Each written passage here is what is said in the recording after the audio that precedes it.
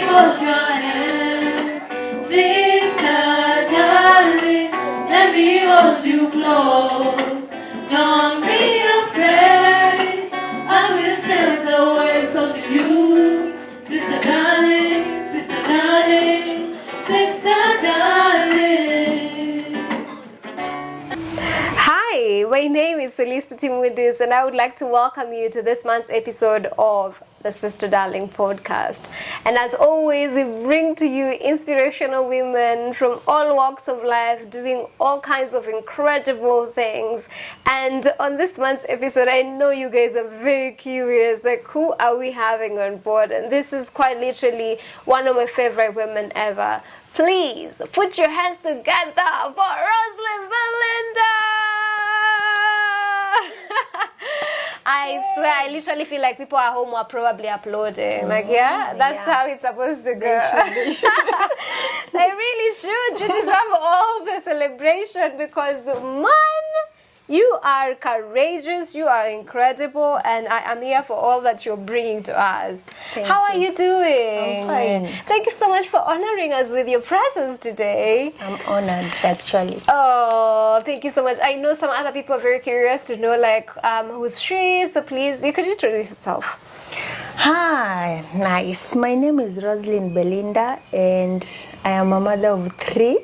It's important to mention that. Every single time she says, I'm a mother of 3, I'm like, get out of here. Like, she looks so amazing. I'm not saying mothers of 3 look horrible, but it's the culture we were conditioned in, you know, like you give birth to a baby and it's like, you stop taking care of yourself and now you have to start looking after this tiny human, but you look amazing. Please, go on, dear. Yes. So I have 2 daughters and a son. They're still very little children. So besides motherhood, I am a mental health advocate. Also, I'm into issues of gender and consultancy.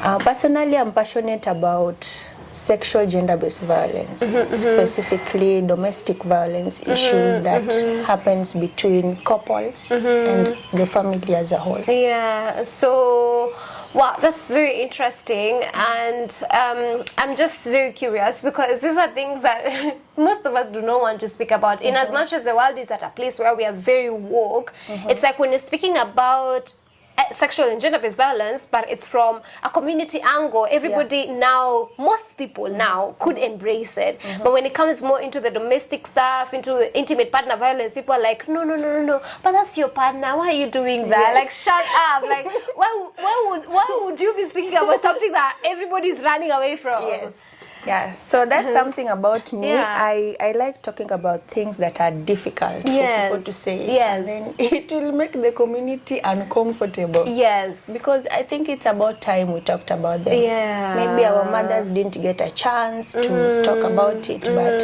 I always feel it has to be told.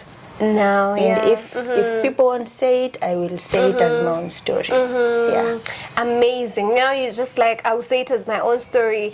And you have a book coming up. Yes. Please tell us more about the book. First of all, I love the title, but no spoilers. But you could tell us, like, what's the book about, you know? Yeah, so it's really not my first book. This is the second born. It's called The Sex of My Marriage. It majorly talks about rape in marriage that happened to me in my ex-marriage. I was very young, so I didn't really know which holes to go into to seek for help. And then I realized it's something that happens, but people do not want to talk about it. Yeah. So besides The Sex of My Marriage, I've written 31 other books, and some are my favorites, some are not. Some are, I won't say they're not my favorites, but at least they powerfully address what I would like to be addressed in the community. Yes. Oh, that's amazing, 31. That's a lot. Are they published? Are they available? Where can someone find the books? The books are published, but not yet printed. Okay. The authorship journey is it's more of finances. Yes. Okay, that's so interesting. I know that. I am honestly very curious to read them when they eventually do come out. pray for the absolute best. I'd like us to just go back kidogo to when you were talking about, writing your own story of having experienced marital rape. Would you like to talk to us a little bit about that? Yeah. So this is, there's this thing that the society, or let's say just young women, we get into motherhood, but we don't know a lot of things.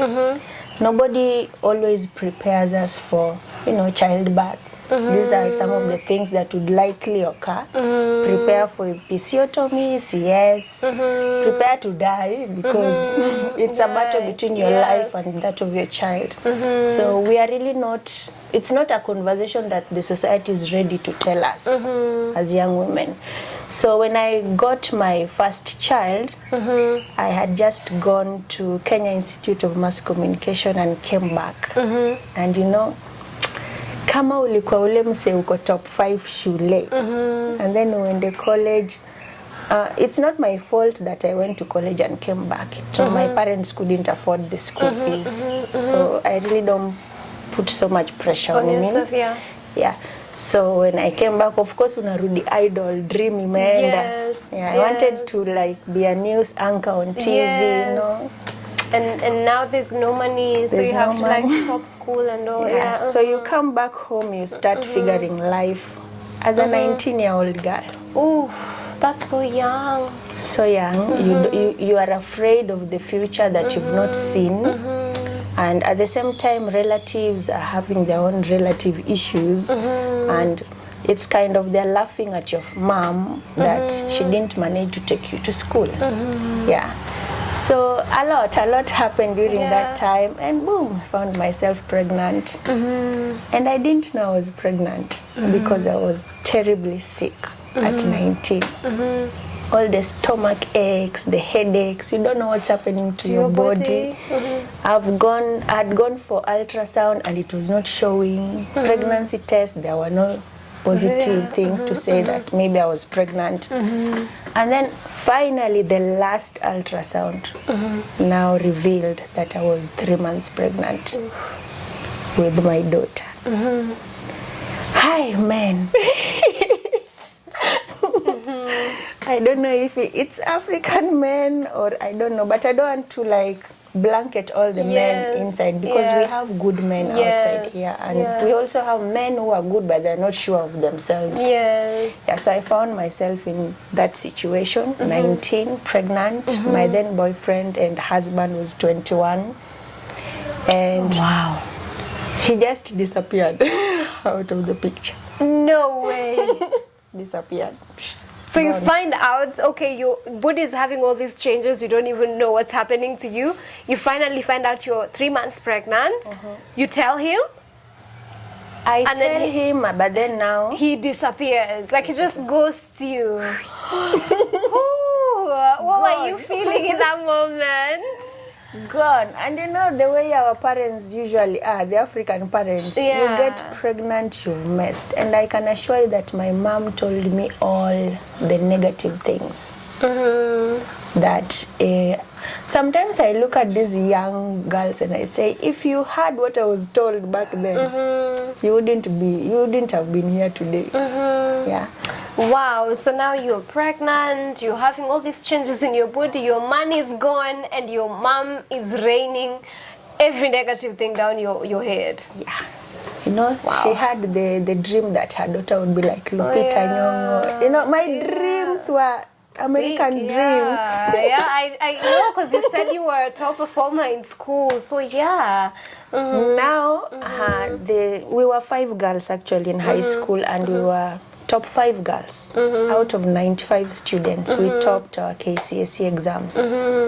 So, number one, the index 1 girl would call me and say, Belinda, I warned you. I told you. Now see where your life is. Oh, goodness gracious. And when you're 19 and your mates are they're succeeding outside there, and you're like, hey, what's wrong with me? And then index 2 just disappeared. All I could see was her posts on Facebook, and she was glowing.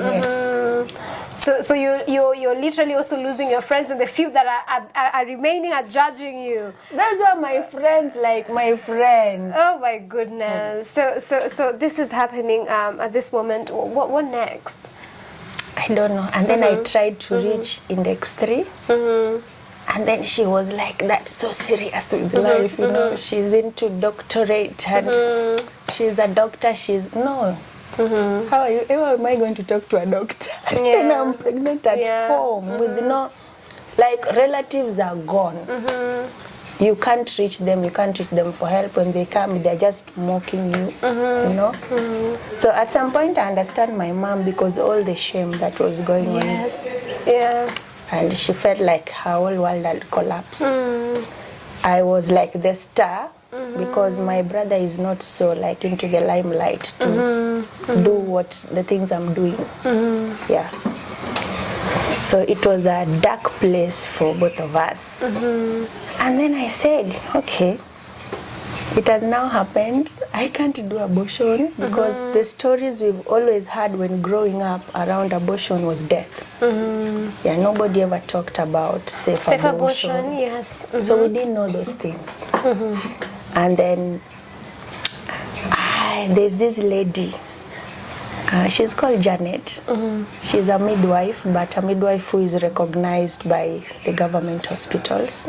So she could do community walks and identify pregnant young mothers and make sure they go to the hospital and get their drugs and whatever.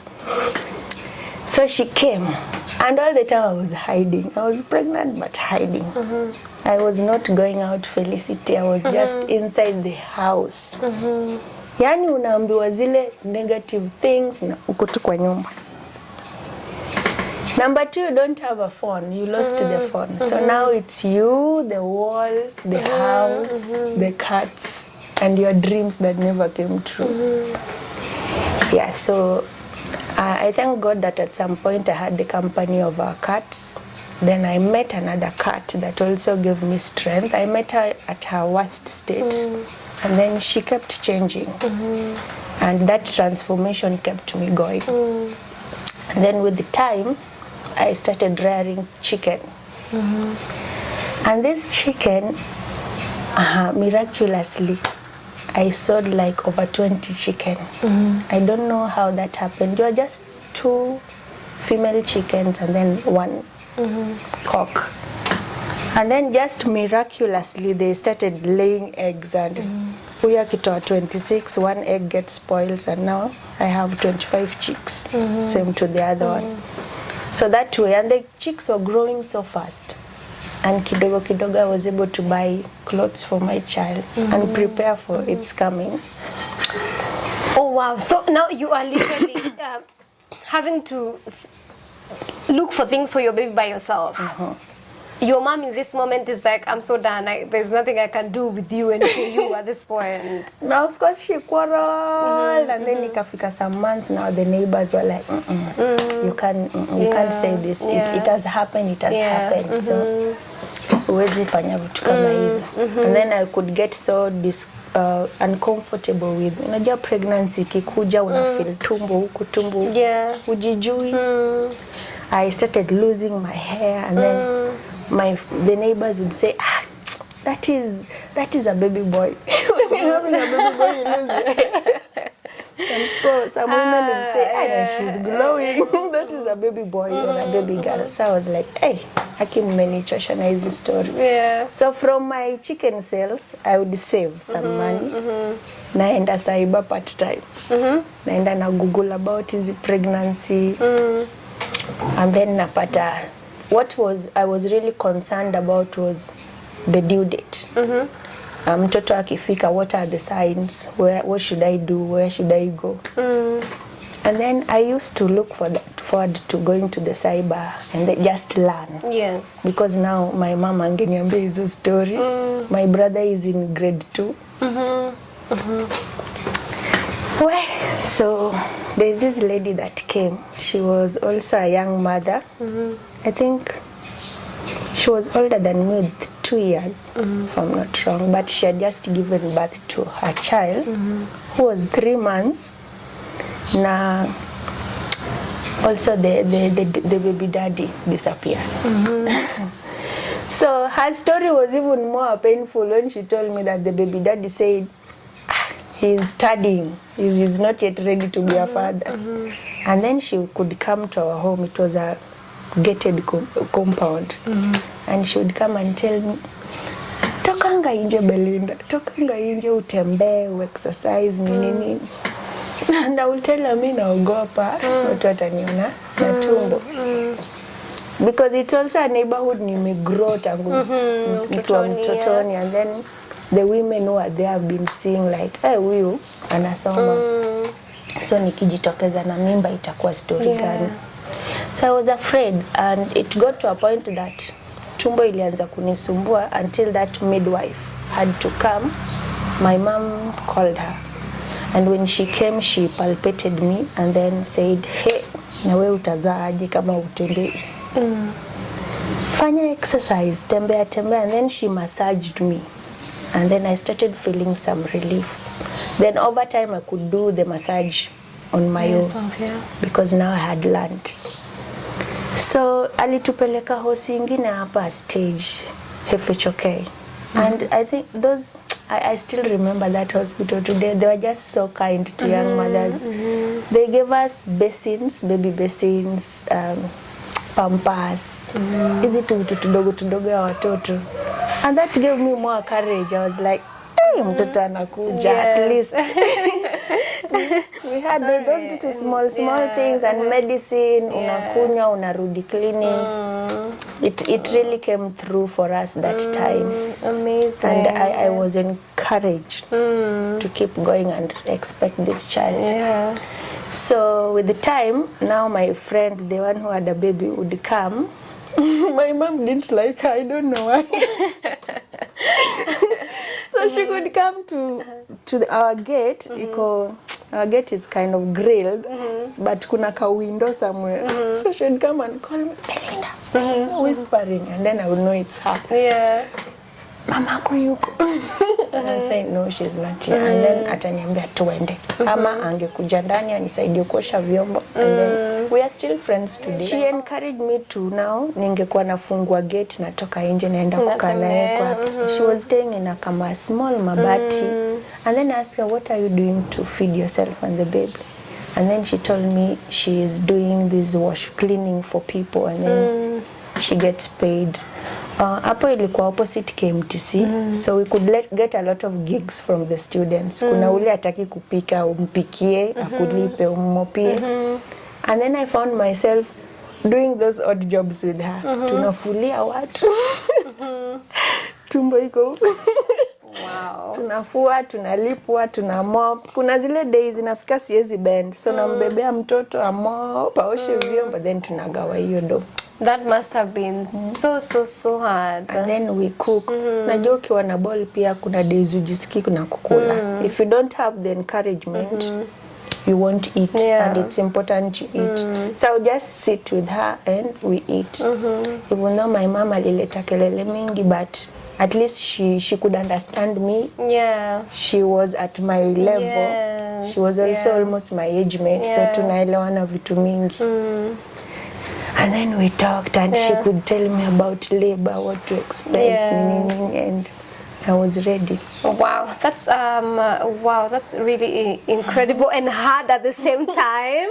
So when the baby came, did your mom become a little bit nicer? Did the baby's father return? Like, what happens now? Watch out the baby. I told you I'd started saving some money. Yes.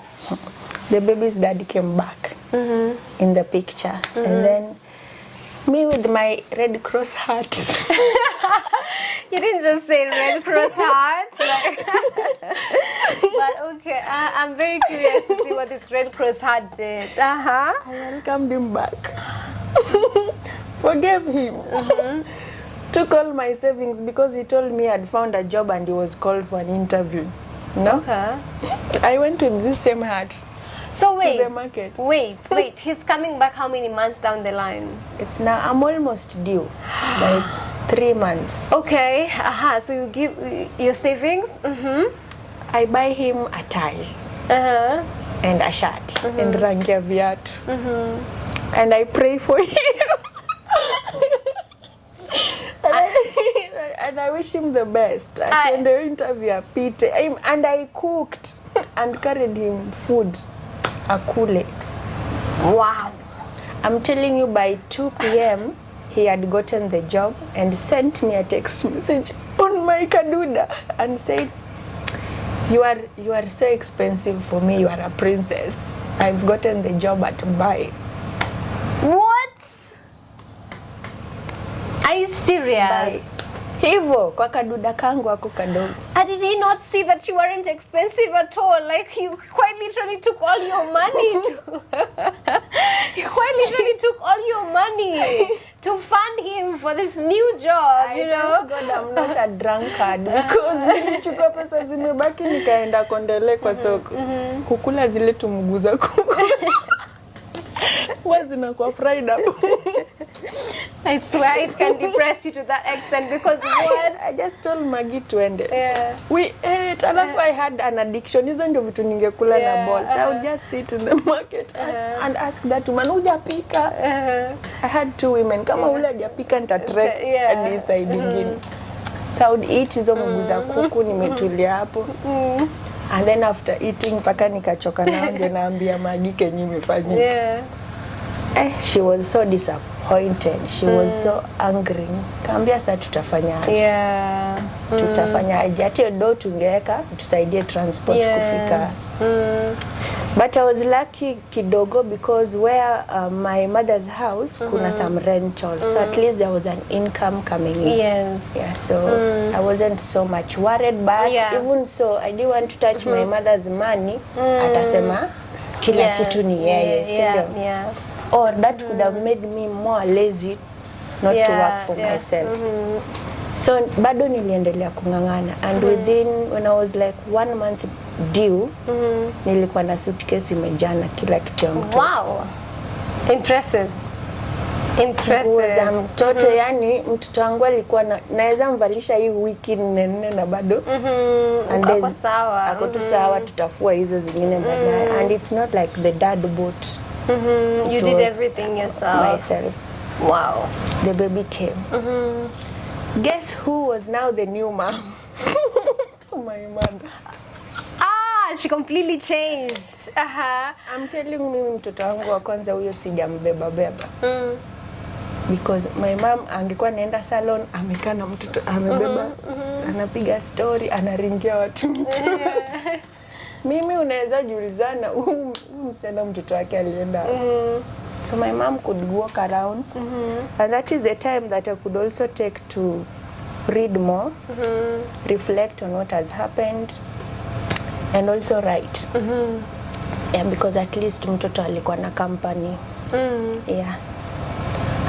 I also could not breastfeed while sitting upright, even though that's what they say in the hospital, but it was because I had gone through episiotomy. What is that for those of us who are like, what is episiotomy? Is the it's like CS, but it's CS down there. Okay. When the baby is big, or when you are a first time mom. So wanakata huko mtoto apite. Okay. Yeah, so it was a traumatizing experience because I was not prepared for that. And then ukisha stitchiwa, the doctors do not even tell you how you're supposed to walk. So you are not supposed to walk like this. You're supposed to walk like this. That sounds painful, Lucky. To heal in 1 week. If you go past 2 weeks, you'll go back for the surgery. Goodness. You're supposed to use very hot water and salt. Sit on it. Oh, that sounds painful. My God. So you were navigating that, and also navigating having a baby.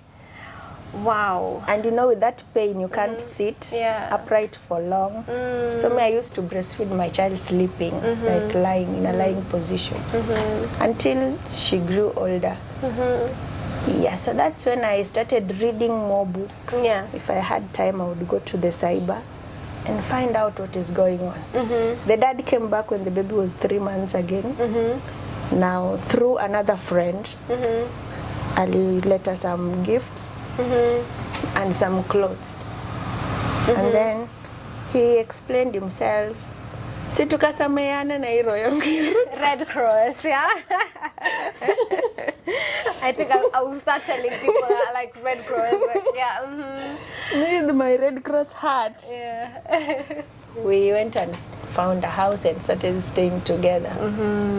Things were not bad because alikuwa like he was promising like Nita, I will work hard for the two of you mkwe comfortable, which he did for some time. With my Red Cross hat, I understood him and si tumeanza life kwa ground. Watu wangapi wameanza life kwa ground na waka make it.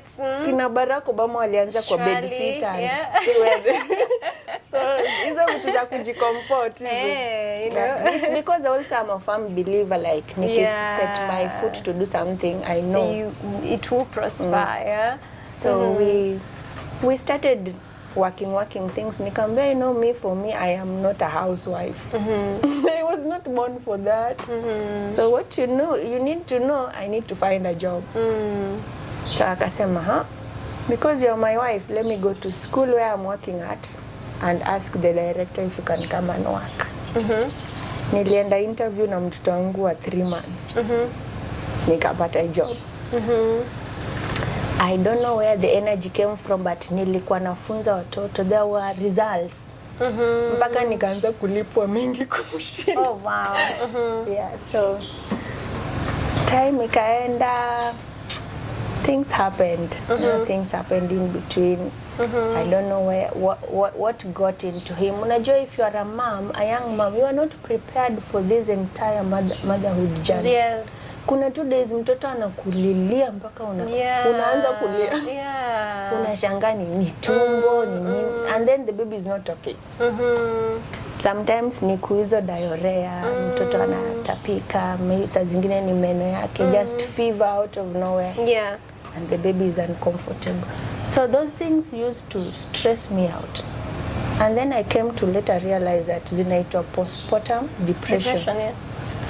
And to some mothers it's worse. Kuna ule anaza mtoto sahi na hataki huyo mtoto kabisa. Kuna ule mwenye atazana kazi ya nyumba atafanya. And then if you are somebody who doesn't understand, will say, oh, this lady is lazy, ni mchafu. It's that postpartum depression. Yeah. So ilikuwa inafika point yenye tena unameza zile family planning.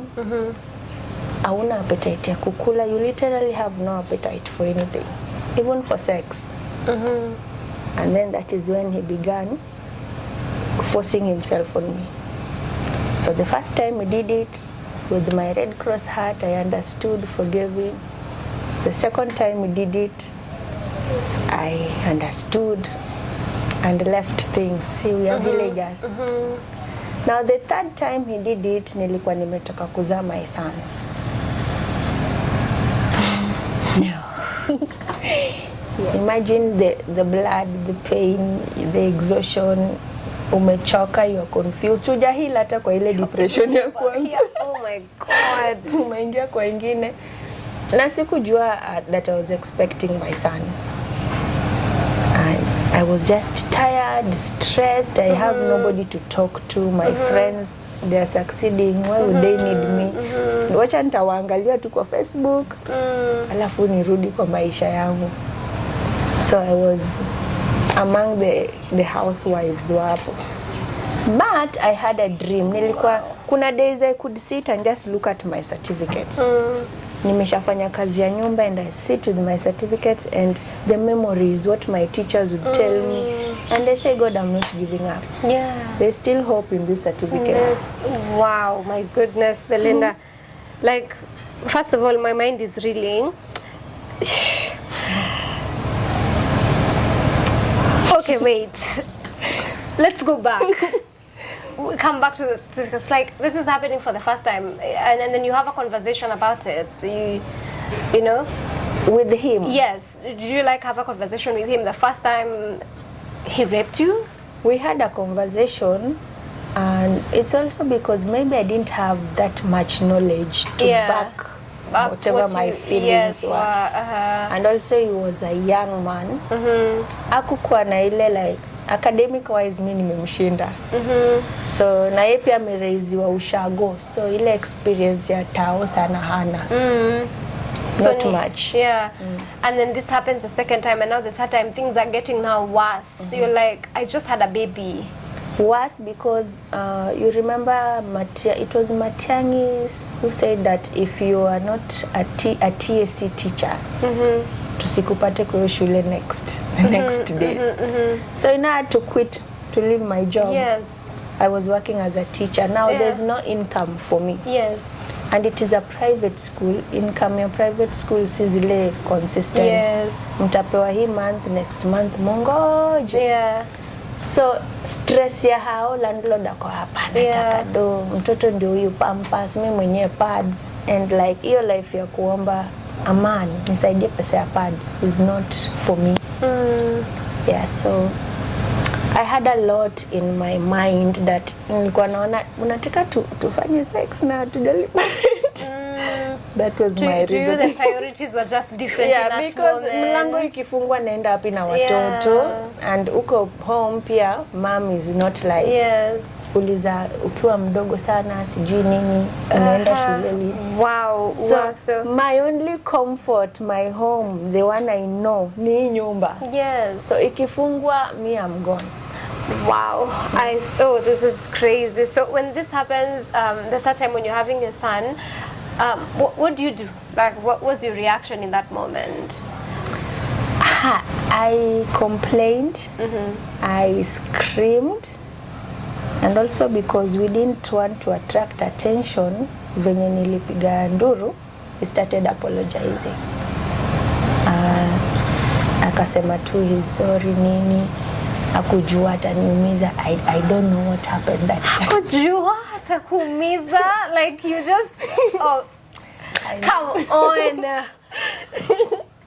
I'm telling you, me with my Red Cross hat. And then you just brush it off because already you are struggling. You don't want to put also your shame out there. Oh, so again in this moment it happens, but then you're like, ni nyumba yetu ndo sisi, like ni yetu tutajenga tu, solve. You know our neighbors walikuwa na zile marriages za bibi akikosa anatwangwa. So you felt like you were having it a little bit better than everybody else? They felt it like that. They was like, Belinda nyama fightingi. Oh, so you still have to like kupiga sijui nini. So uko na ile design unataka bado keep up appearances, because everybody feels like this marriage is working out, why should I make them know the reality kwa ground?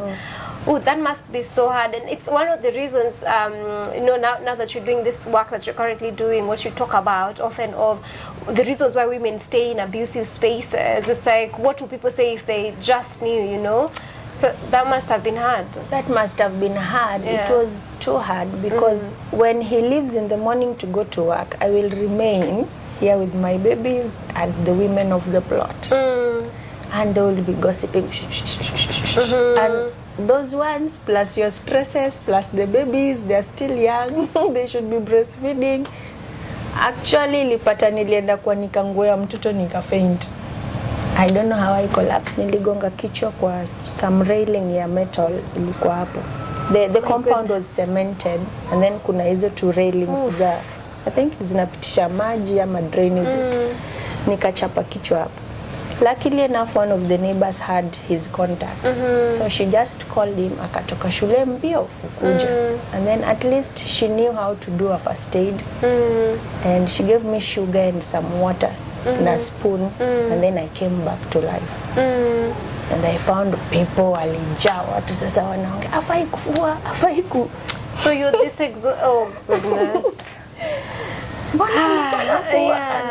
Yani the community talks a lot. I wish that energy could be harvested to support the vulnerable in the community. Instead of talking, taking videos, pictures, that energy we can use it to make a difference. So here you are, Raki. You have all this, the babies, and you're exhausted, and you still have to do all these chores, and it's crazy. You come back to life after fainting, and you see people's faces like this. Wow, but I do agree with you. I feel like if only we could, channel our energy more into supporting and, the constant bickering and whatnot, it could really help support. But so when was the turnaround for you? Like, at what point did you decide, hey, I am tired of being Red Cross, like, this is the moment I'm choosing myself?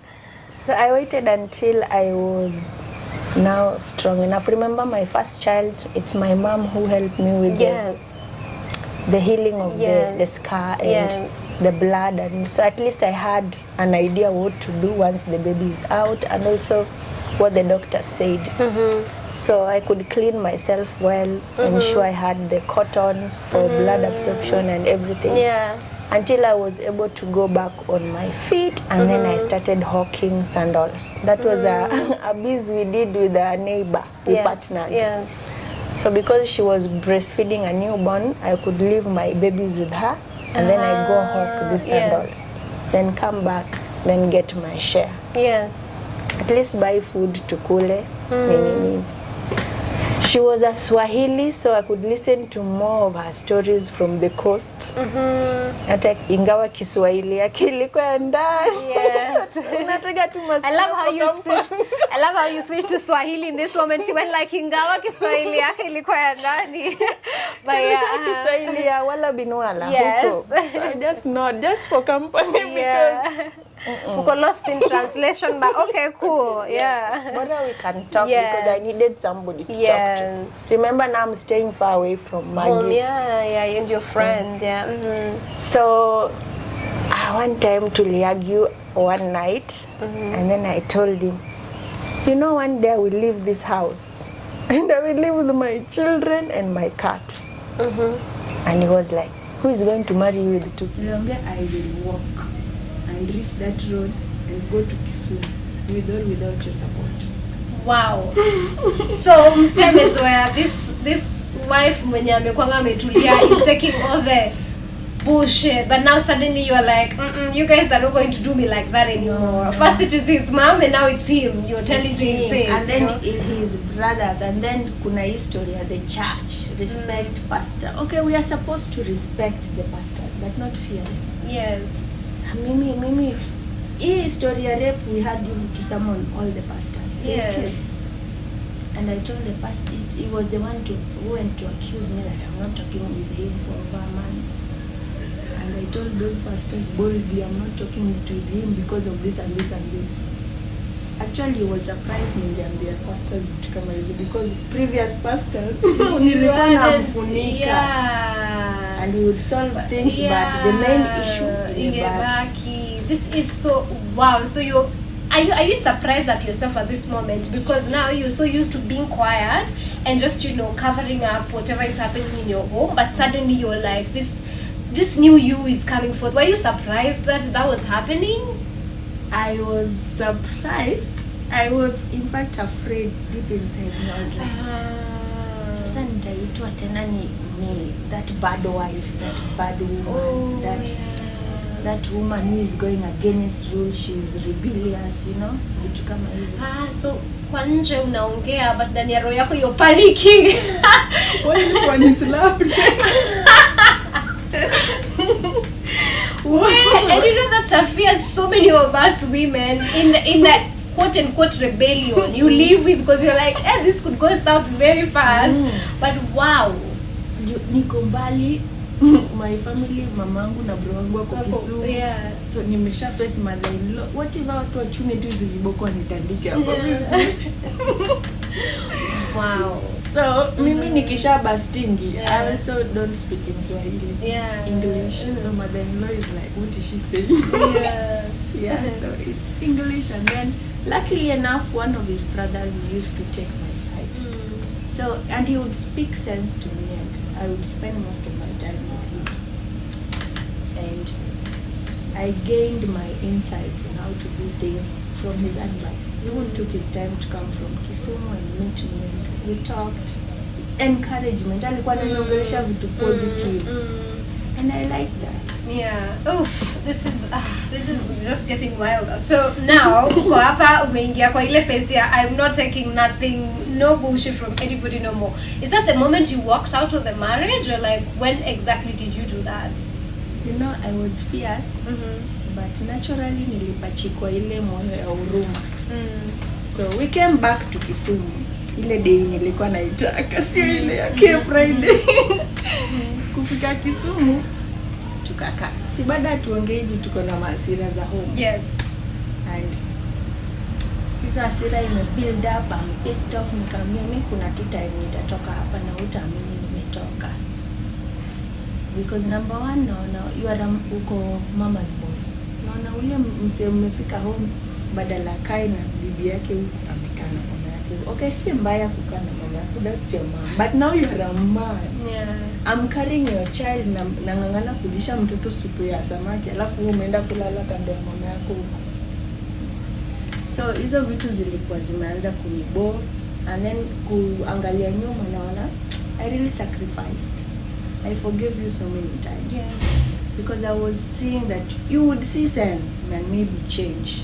I was living in that denial. So baadaye that morning, akisha tukaenda job, I need some women.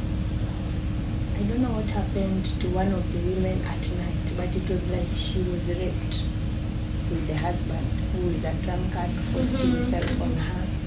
And now she was telling this other lady, because they are friends, na wanaishi kwa hizi nyumba za matopeni. You see, when you're down, venye unakuanga na friends wamekushikilia hivi. Yeah. So she was, you know, talking, confiding in a friend. Na nilienda kumwaga takataka. So na tembea pole pole ili nisikie ile story. At least sikuwa naelewa kama anasema, but nilishikanisha.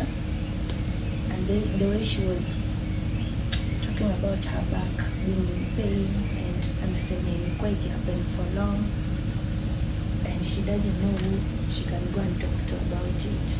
And the friend also, who is not exposed, does not know where they can go and seek help. And then I said, God, this is a sign. This is a sign that however embarrassing my story is, I'm going to tell it to the world, so that the women who at the grassroots level who cannot talk about it will find courage in my story and talk about it. Wow. So umetoka kwa hizi transitions zako ni interesting. So umetoka kwa all this umefika kwa my rebellious stage, I'm choosing myself, and then umefika now kwa a stage of maybe I can't keep quiet anymore. I can't. The other time I was speaking up to him, to his family, and to the people that apparently wanafaa kuni advise ni kuwe a better wife. But now I'm going to just, you know, allow myself to open up and share my story so that other women can also benefit from this. Wajua wako peke yao. That is such a brave choice. It was a sacrifice, because yeye pia alikuwa, he had this fear that, you know, we've had this marriage that, by the way, our marriage didn't have any issues ya kupigana, kukorona. We were just living that Christ-like marriage. We go to church, we story, we laugh until neighbors could get jealous, you know. Hatukuwa na nini, kelele. We didn't have that one. So the neighbors were just okay to say that our marriage was perfect. Yeah, that's wow. Okay. So now that we're talking about this and you wanting to share your story, could you tell us a little bit about the Roselyne Belinda network? Yeah, so after I walked out of my marriage, I went back home. I left with the children and the cat. Very important. Because lest we think the cat was left behind. We're like, no, this cat was going to suffer. So let's go back home and find peace. And for the first time, I was like, I am going back to my mother's house where I left. I'm not going to care what people are going to say. No, najani niko na courage lakini huku chini. So di bado tu ni ile superficially ndani what if my mama anifukuze? So I reached, nikampea watoto, nilikuwa naenda job asubuhi na vitu zangu zote. Nilibeba vitu zangu za nyumba nikaenda nao. And when I was choosing my things, they were like, nyumba ilikuwa almost empty. Yako ni yote. You are the whole house. Na wewe ulikuwa unakula pesa wenyewe. Lord. So I carried my things na tuk hadi kwa mom na pusi. And then you know the way cats are restless. Yes. Wanakuanga very wild wakienda kwa new environment. But ule alitulia tu kwa like that was all the time you needed to know, like I made the right decision. Even the cat agrees with me. Tulimbeba tu hivi na ametulia, nikasema maybe this cat has been waiting for this freedom.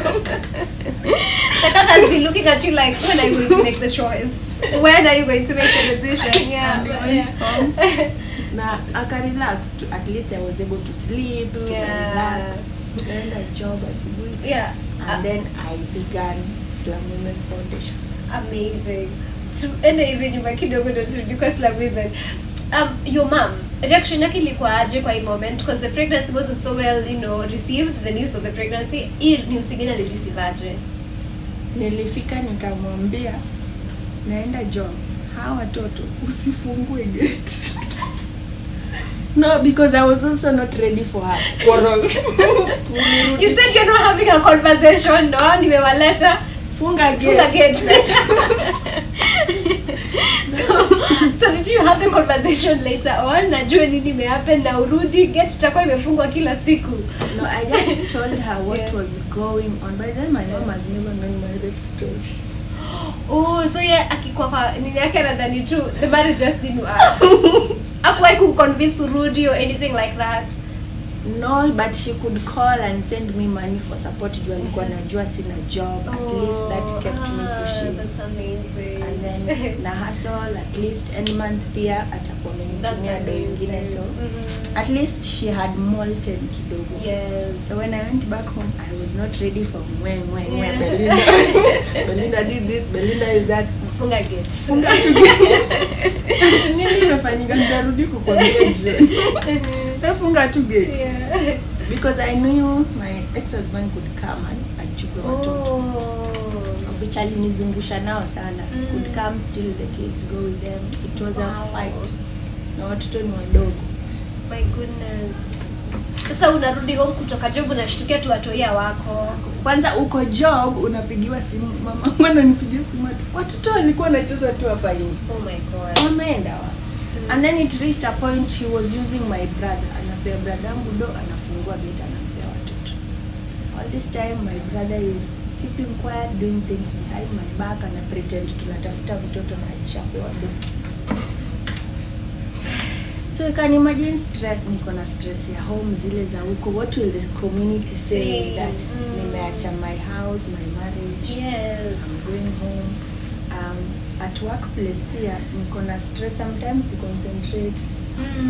And then because my ex-husband had come to the office to mingle with my colleagues, wakajua nilitoka kwa marriage yangu. So you can imagine the elderly women who should support the young women busy gossiping around it. No, wait. Your husband came to your office to tell you, really? How petty is that, guys? They met outside the office. Yeah. They had several meetings discussing me. And how do you do that? As a woman, when you make a decision that is about improving yourself, your self-love, whatever, they'll always say you are the bad person. Yes. So I was the bad person in this story. Oh my goodness. So yeah, we go back to Slum. Yeah. Oof. So Slum Women came when I was coming from work to my mother's house. Nilishatoka huko some months down the line. So niko broke but natembea tu peke yangu, nimetoka job, and then I find a woman being beaten by the husband. Na amechapwa na mbao, stripes zimekuja hivi za color white. And when I got closer, she was smelling of alcohol. Na amebeba mtoto wa 5 months, and then the eldest girl who is like 8 years anajaribu kukusanya zile manguo baba anarusha nje. So zinatupwa ya akireceive akizika kando. And then I got pissed off, and because I didn't have any power, I was also healing from my own issues. Nikaingia kwa kibeti yangu, nikaambia huyo mbaba, I was afraid angenichapa na hizo vitu. But I had my name tag inside my bag. And I removed my name tag and I told him, stop. You know, I work with the children's department. And I threatened him sawa and he got scared and ran out. And I told him, ukijaribu kutoa huyu mama kwa hii nyumba, I'm going to deal with it. With my work name tag. Yeah. So, and then I got still terrified on the inside. Huyu mtu anaweza rudia nitandike vibaya sana, but I risked it all. And then I asked this lady, what is wrong? What is the problem? And then nikamuuliza, why are you drinking and you're breastfeeding? What is the problem? And then I helped her put on some clothes, wiped the stripes, nikamvalisha nguo, nikavalisha watoto sweta, tukapika hapo nje kwa kuni yenye mimi hata sijui kuni na washonga, but the child could help me, the eldest child. Tukapika, nikasema kesho sina transport ya kwenda job, but let me just dip in my pocket, nikatoa all the money I had. Tukanunua maziwa, wakakula, wakashiba. All this while niko tu chonjo ule jamani za. Yes. But he didn't come back. Tukapika so then I asked her, what is it?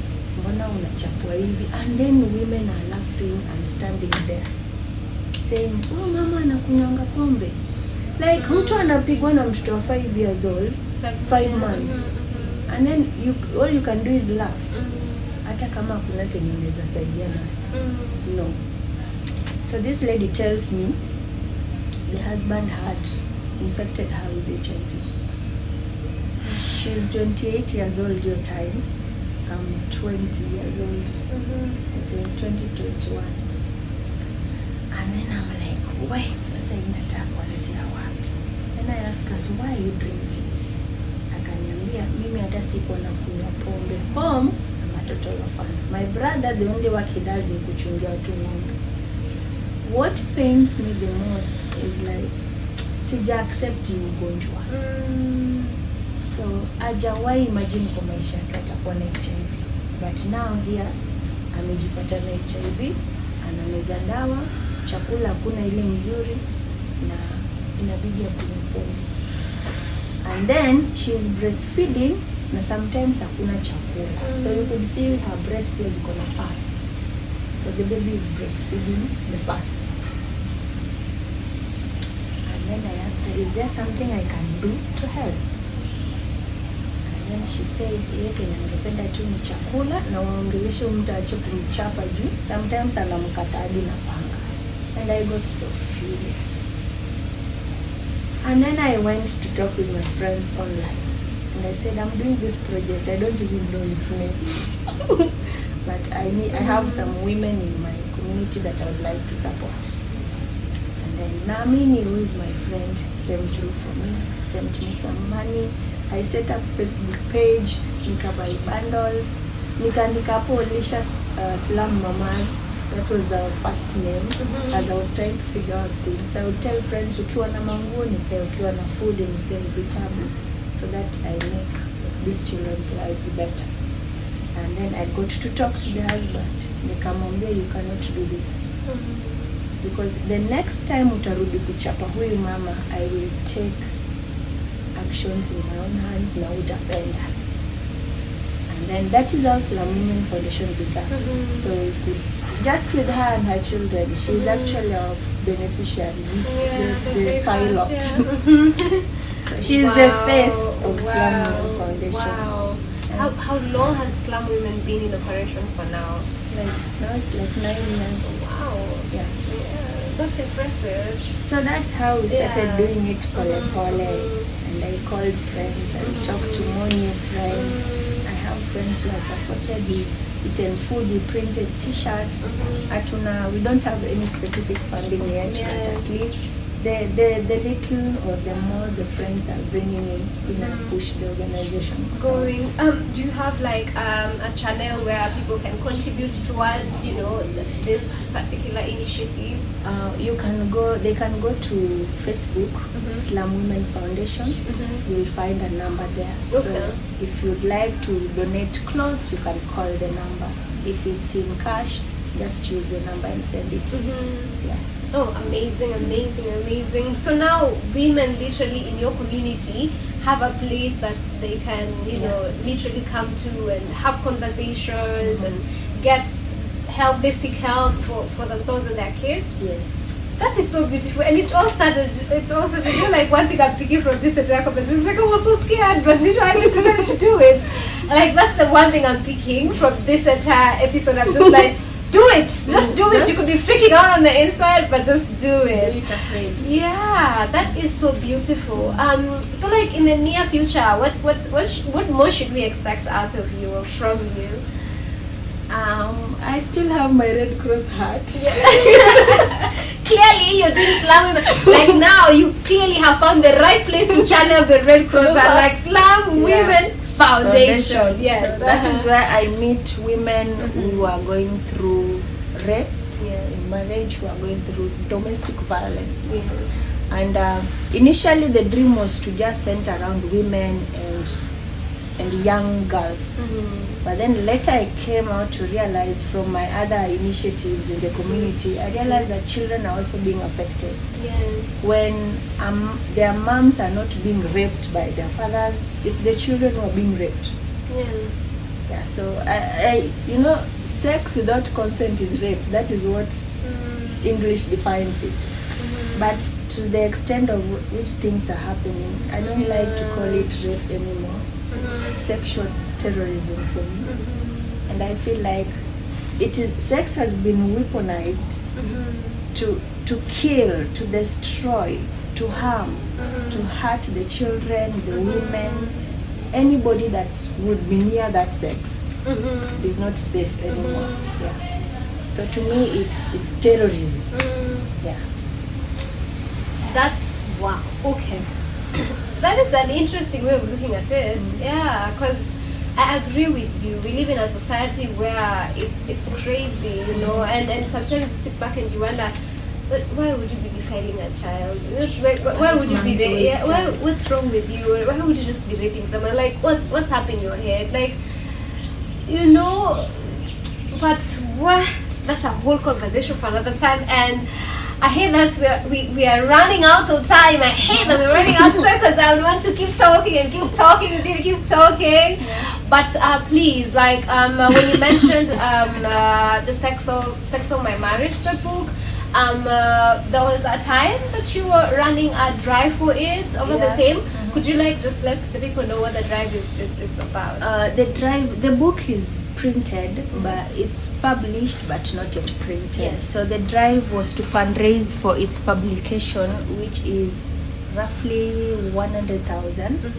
That will cater for some of the issues around its publication. Yes. The copies, how many copies to be produced, the author's bio to be uploaded online and stuff. Yeah.